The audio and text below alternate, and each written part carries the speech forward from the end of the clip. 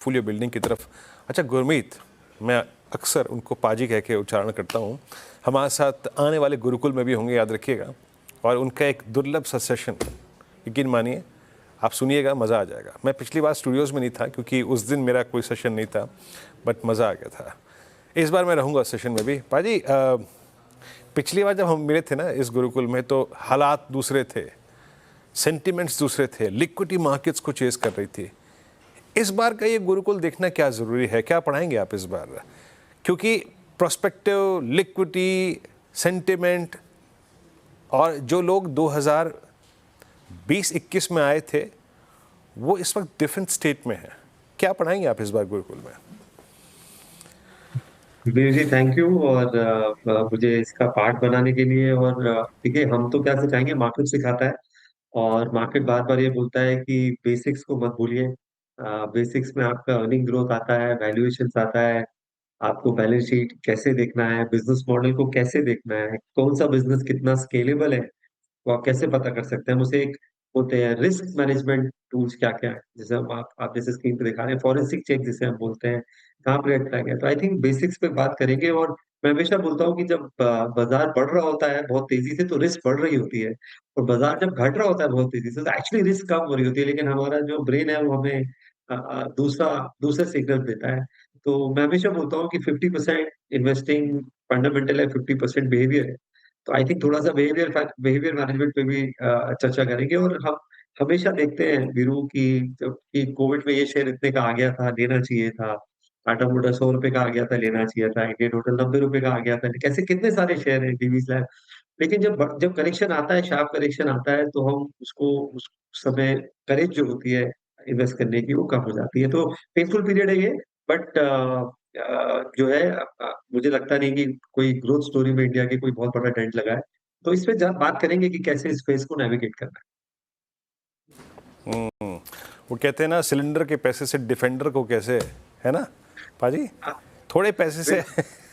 बिल्कुल बिल्कुल बिल्कुल। अच्छा, मैं आता हूँ अब ऑन सीरियस नोट। आप अपने क्लाइंट से बातचीत करते हैं, अपने पीएमएस के इन उनसे बातचीत करते हैं। आपका हमेशा, अगर आप देखें, व्यू रहता है कि भाई हमारे पीएमएस में पैसा आए। अभी पिछले एक महीने से जो आपके क्लाइंट से बात में, थोड़ा सा जो इन्वेस्टर्स का बिहेवियर है, स्पेशली एचएनआई लॉबी, वो क्या कर रही है, और उनके बाइंग पैटर्न या फिर जो मार्केट्स को अवॉइड करने का पैटर्न है, वो आपको सजेस्ट क्या कर रहा है? हम समवेयर क्लोजर टू बॉटम है या नहीं है गुरमीत जी? एक सेंस क्या कहता है ये? देखिए देखिए, मुझे लगता है मार्केट ओवरसोल्ड है। बट क्या है कि बाजार जब ओवरसोल्ड होता है तो कुछ समय तक ओवरसोल्ड रह सकता है। और जो वॉलिटिलिटी है वो इनसे ना, आज देख लीजिए ड्यूरिंग इंट्राडे, ऊपर खुले, फिर नेगेटिव हुए, मिड कैप इंडेक्स बहुत नेगेटिव था, फिर ग्रीन में आया। रिलायंस जैसा शेयर 3-4% एक दिन में गिर रहा है। फ्राइडे को एचडीएफसी ऊपर था, आज एचडीएफसी नीचे है। तो मुझे लगता है वोलेटिलिटी बहुत ज्यादा है। और एक होता है बड़ा करेक्शन, जैसे कोविड में आया था, या रशिया यूक्रेन में आया था, कि बाजार 4-5 दिन में ही बहुत सारा गिर गया। एक होता है ग्राइंडिंग, स्लो करेक्शन और टाइम करेक्शन, मतलब वो हर महीने आपको स्लो कट दे रहा है। आई थिंक ये वाला करेक्शन इसलिए बहुत ज्यादा पेनफुल है क्योंकि ये बहुत लंबा चल गया है।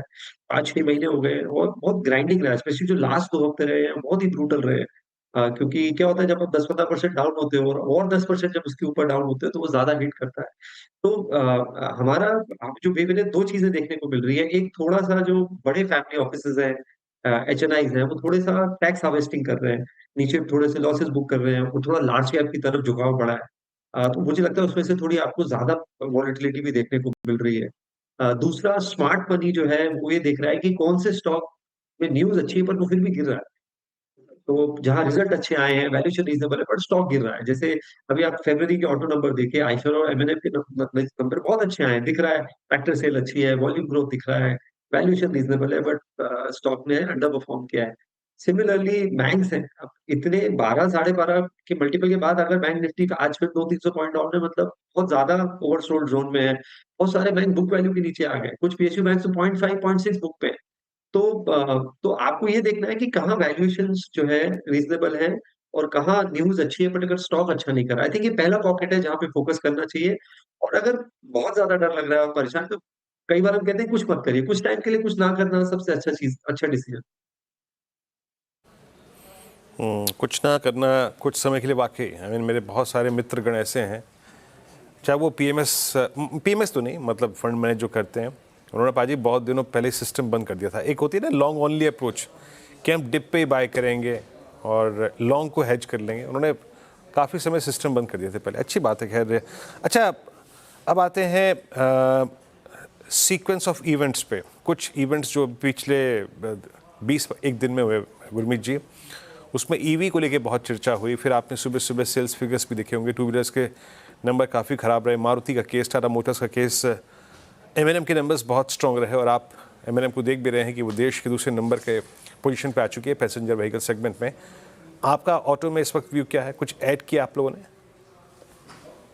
हमने पोर्टफोलियो में एम&एम ऐड किया है जी, क्योंकि नंबर बहुत शानदार आ रहे हैं, गाइडेंस बहुत अच्छी है और करीबन-करीबन अगर आप देखें 3300 रुपए से लगभग 2500 रुपए आ गया है, तो करेक्शन भी करीबन-करीबन 20-25% आया है, जबकि निफ्टी 15-16% डाउन है। और इसने तो जब आपका अर्निंग बढ़ता है, प्राइस नीचे आता है, तो वैल्यूएशन रीज़नेबल हो जाता है। हमने उनो मिंडा ऐड किया है। तो हम वो ऑटो देख रहे हैं जिसपे यूरोप का एक्सपोज़र कम है, जहाँ पे टैरिफ का इम्पैक्ट थोड़ा कम पड़ेगा। आई थिंक ये हमारा फ़ोकस एरिया ज़्यादा है। मुझे इस भाव पे एक्चुअली टाटा मोटर्स भी बुरा नहीं लगता है, क्योंकि मुझे लगता है काफ़ी सारा नेगेटिव प्राइस में है और अगर चाइना में स्टिमुलस आया, बड़ा स्टिमुलस आया, अभी वहाँ पे मीटिंग हो रही है क्योंकि टैरिफ्स कल से आने हैं, तो वो शायद टाटा मोटर्स के लिए अच्छा हो सकता है।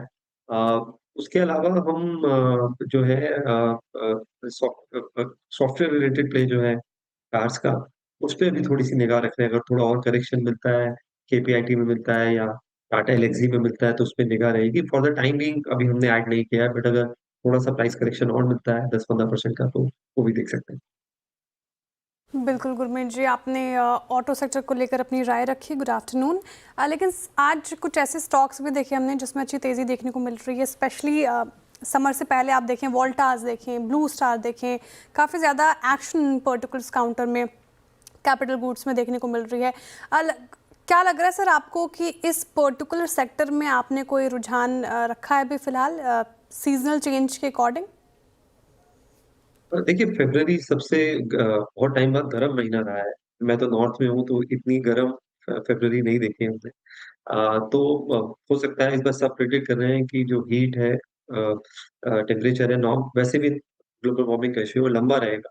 तो आप टैक्टिकली कुछ पोज़ीशन ले सकते हैं, चाहे वोल्टास है, चाहे ब्लू स्टार या व्हर्लपूल है, तो उसमें आप टैक्टिकली ले सकते हैं। और अगर आप वोल्टास इन पर्टिकुलर देखें, तो पिछले 5 साल में थोड़ा-सा सबड्यूड रहा है परफॉर्मेंस, क्योंकि जो उनका ईएमपीएस है, अभी आप नियर टर्म अपसाइड छोड़ दीजिए, नहीं तो 1100 बहुत समय तक रहा है। उसका जो ईएमपीएस है, जो इंस्टीट्यूशनल सेल्स है, उसने थोड़ा-सा ड्रैग किया है।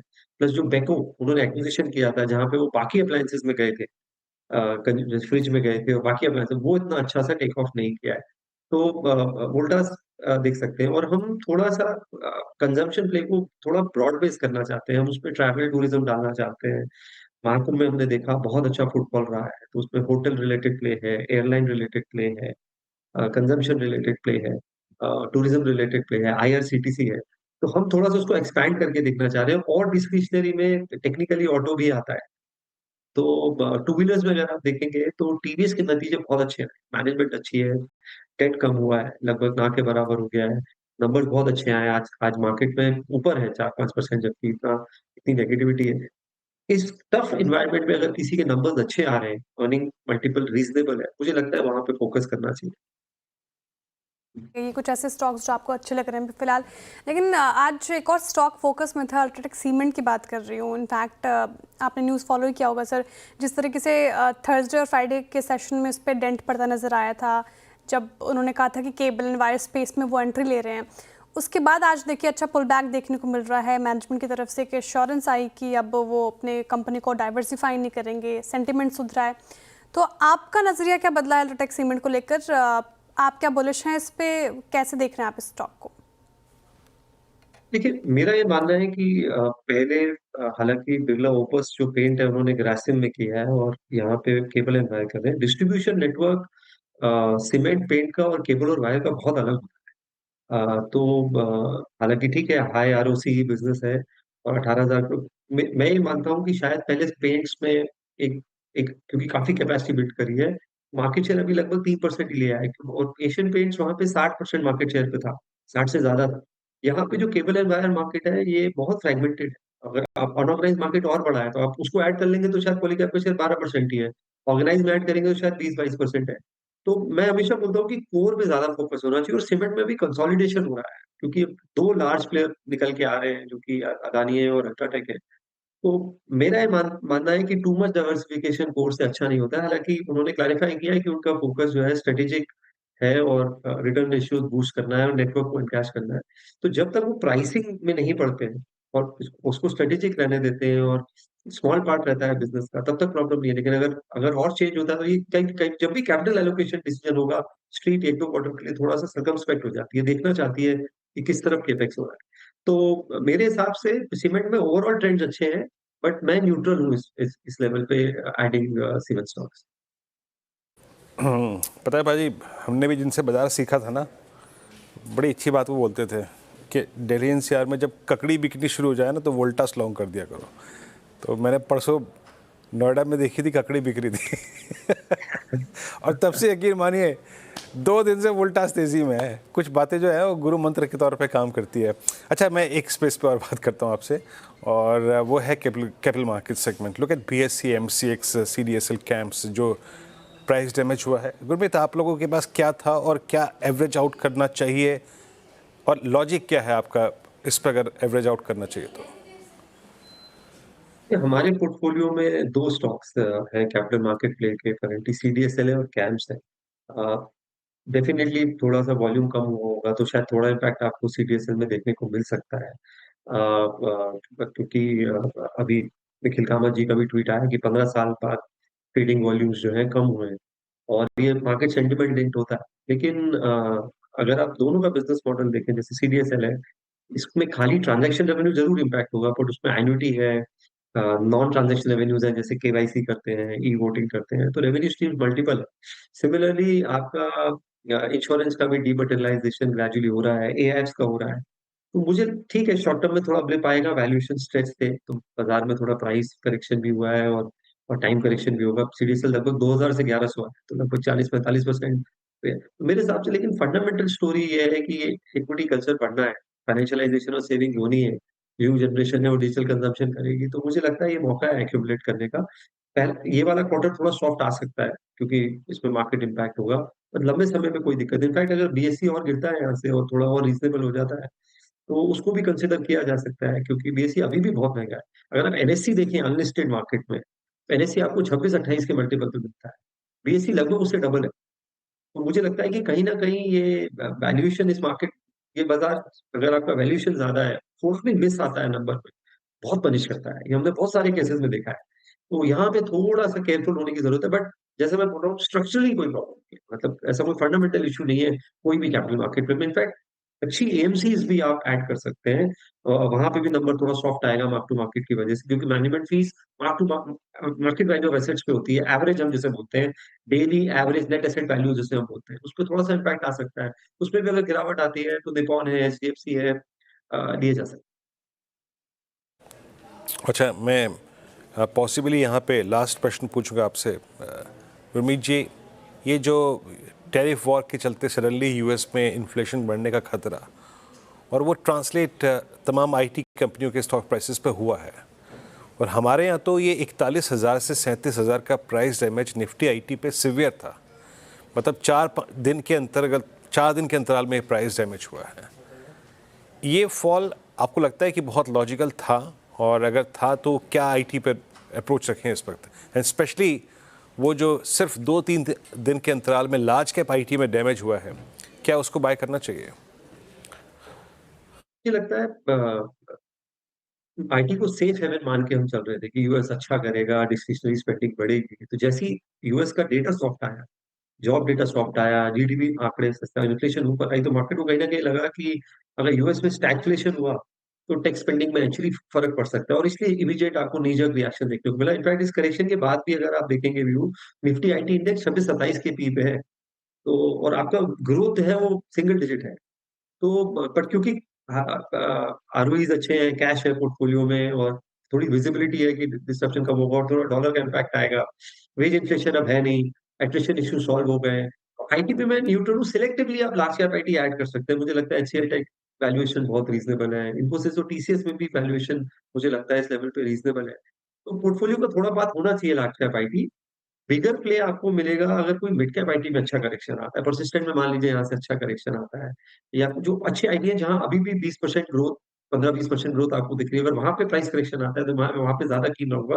लार्ज कैप आईटी एक तरीके से डिफेंसिव स्पॉट होना चाहिए पोर्टफोलियो का, कि ये स्टेडी रहेगा और शायद हाई अर्ली डिजिट या हाई सिंगल डिजिट रिटर्न देगा पोर्टफोलियो को, और पोर्टफोलियो को स्टेडी रखेगा। ठीक है गुरमीत जी, मेरी तरफ से भी आखिरी सवाल आपके लिए। जैसे हैवी वेटेड स्टॉक्स की बात कर रहे हैं हम, रिलायंस, एचडीएफसी बैंक लूजर्स में शामिल है। स्पेशली रिलायंस की बात अगर मैं करूं तो अपने पीक से 28% तक करेक्ट हो चुका है, नया उसने 52 वीक लो लगाया है, और इनफैक्ट कोविड के बाद से आप देखें तो उसने 200 वीक मूविंग एवरेज के बिलो आ गया है ये। लेकिन सर, इस पे आपका क्या व्यू है? क्या आपको लगता है कि जिस तरीके से इसमें गिरावट देखने को मिल रही है तो अभी फ्रेश खरीदारी कर सकते हैं? हालांकि एक डिस्क्लेमर मेरी तरफ से कि रिलायंस हमारी पेरेंट कंपनी है, तो कोई भी खरीद फरोख्त करनी हो तो अपने पर्सनल एडवाइजर की सलाह के साथ ही ऐसा करें। लेकिन गुरमीत जी, आपकी राय क्या है इस पर्टिकुलर काउंटर पर? देखिए, रिलायंस मुझे ऐसा लगता है कि काफी अच्छे वैल्यू जोन में है, और इस साल मल्टीपल इवेंट्स रिलायंस में वैल्यू लॉकिंग आपको देखने को मिल सकती है जियो के आईपीओ के द्वारा। अ, उसके अलावा जो उनका टेलीकॉम में हमने देखा है अच्छा कंसोलिडेशन हो रहा है, और लगभग लगभग 2.5 पेयर हो गई है इंडस्ट्री, 3 पूरा नहीं है वोडाफोन और बीएसएनएल को अगर आप ले तो डिजिटल बिजनेस उनका अच्छा शेप अप कर रहा है। थोड़ा सा जो केपेक्स किया है उन्होंने, जब भी वो केपेक्स करते हैं और एग्रेसिव केपेक्स करते हैं वो अंडर परफॉर्म करता है। 2012 से 18 में भी हमने देखा। अब जब वो न्यू एनर्जी में केपेक्स कर रहे हैं,